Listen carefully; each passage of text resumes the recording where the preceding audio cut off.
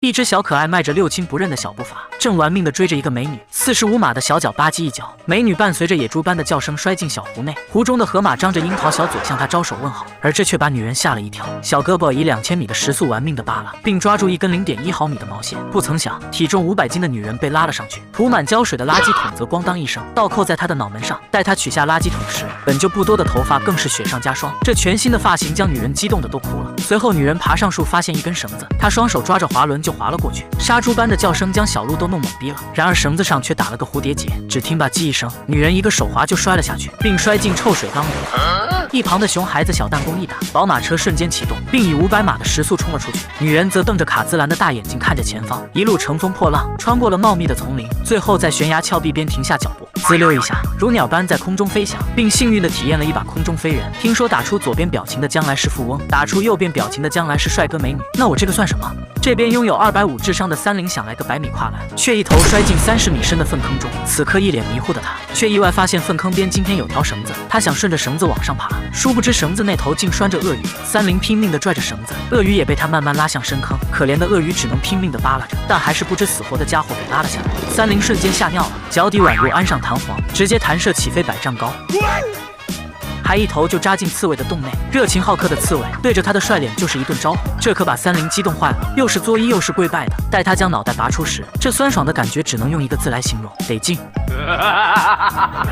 这边熊孩子往车座上倒上强力胶水，倒霉的30发现了拖拉机，二话不说就坐了上去，不曾想车子却打不着火。就在此时，一声炸雷瞬间将他崩成了250，黑灰糊的满脸都是。随后一个喷嚏下来，裤子瞬间被拽出2个大洞，他取下眼镜准备用水清洗一番，结果一压水井，再次触发机关，2000度的烙铁被烧得通红，冲着他娇嫩的屁股就准备蓄势待发。满脸黑灰的小伙用水清洗眼镜，结果却突然没水了。此时一支弩箭瞬间发射，2000度的烙铁直接顶在他那屁股上，小伙喊出杀猪般的叫声，过年的猪都没他叫的惨。随后一块木板正中脑门，小眼睛都被干得稀碎，而他的脸上竟露出销魂舒爽的表情，像极了你手机里第9个表情包。随后吧唧一声摔倒在地，待他醒来时，却在下面的空地上发现了装满冰的浴缸，他捂着直冒白烟的屁股，直接就坐进浴缸内，瞬间舒爽的感觉让他快活是神仙。他打算掏出一根烟点上，结果一个小车竟送来了一根华子。随后他将火柴点燃，不曾想小手一抖，火柴不慎掉进浴缸内，小伙伴随火光原地起飞，只听一声炸雷响起，瞬间火光冲天，小伙被倒挂着绷在树上。原来浴缸里倒的不是冰水，而是汽油。为了解救自己的父亲，2名熊孩子布置陷阱整蛊了30两人，而这边的2个父亲则危在旦夕，此刻被绑在悬崖峭壁的木板上，由一只母象坐镇看押，一旦母象身体离开木板，2人就会摔下万丈深渊。作为小时候最要好的哥们，2人不求同年同月生，也许就是同年同月死。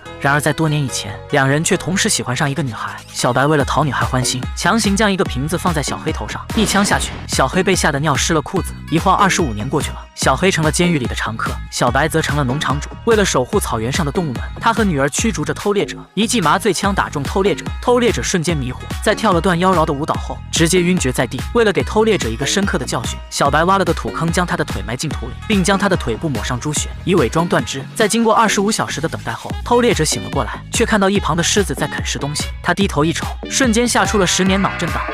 这却把一旁的父女俩逗乐了。然而有一天，小黑再次因为盗窃被抓，监狱长30无意间刮了张彩票，却意外中了500万美刀。这下小黑不淡定了，一拳就打晕身旁之人，并用车窗将30牢牢卡住。随后小黑坐上驾驶座，一脚油门下去，30瞬间起飞。小黑一打方向盘就拐进小白的庄园。为了驱逐入侵者，小白乘坐直升机追赶，却被小黑用泥巴给打了下来。多年以后，2位好友竟再次相遇，2人来到领奖现场，却被监狱长30发现。他们为躲避追捕，决定乔装改扮，不曾想却被自己逗逼的颜值震惊到，捂着你的胸口问自己，这2个帅逼到底谁更帅？长得黑不溜秋的小白此刻却满脸自信，如此帅气的小脸让他都不敢认了。而长得白不拉几的小黑虽然有个大胡子，却丝毫不影响他那帅逼的气质。当他看到小白那个熊样时，却忍不住笑话对方长得相当别致，不是250就是380。然而2人刚出去，却被一个女人给看上了，还将2人带回自己的宴会厅。殊不知宴会厅里竟到处都是机关。面对帅气的小白，黑妹都忍不住要嘘寒问暖，主动投怀送抱了。如此热情的姑娘，小白吓得落荒而逃了，拿起一罐牛奶就灌2口压压惊。宴宴会之上，大家喝得酒足饭饱，小黑无意间拍了一下小白，不曾想却将小白的美瞳拍了下来。没有美瞳掩饰，别人一看立马露馅。经过一番寻找，却发现美瞳在女人的勺子里，女人误把美瞳当桂圆喝了进去。焦急的小白用力一拍，女人一口汤汁喷出10米远，气得他一个无影脚就将小白踹飞几十米。小白的妆容瞬间花了，这让他彻底露馅。关键之时，小黑按下开关，宴会厅的弩箭刚好射中监狱长。待他拔出弩箭后，随手一按，一颗子弹却又击中他的手臂。小手往台上一按，身后的小火炮却又将他崩成了250。小手一推，攻击摆件，骷髅嘴缓慢而精准地咬住他的要害，膝盖向下一跪，老鼠夹瞬间弹起夹住，杀猪般的叫声此刻都没他喊得响，撅着定迈着腿一阵乱甩。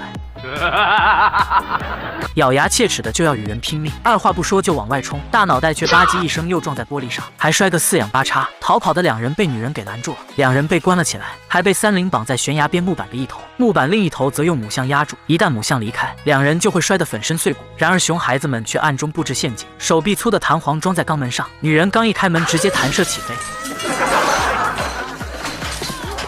三菱则直呼女人太笨，拿起一块板砖就挡住肛门。哎呦我去！然而意外发生了，肛门再次将两人撞了个七荤八素，两人被整得狼狈至极。这边的母象面对小黑两人苦口婆心的劝说，母象用鼻子解开了木板上的绳子，两人成功获救。至此电影结束。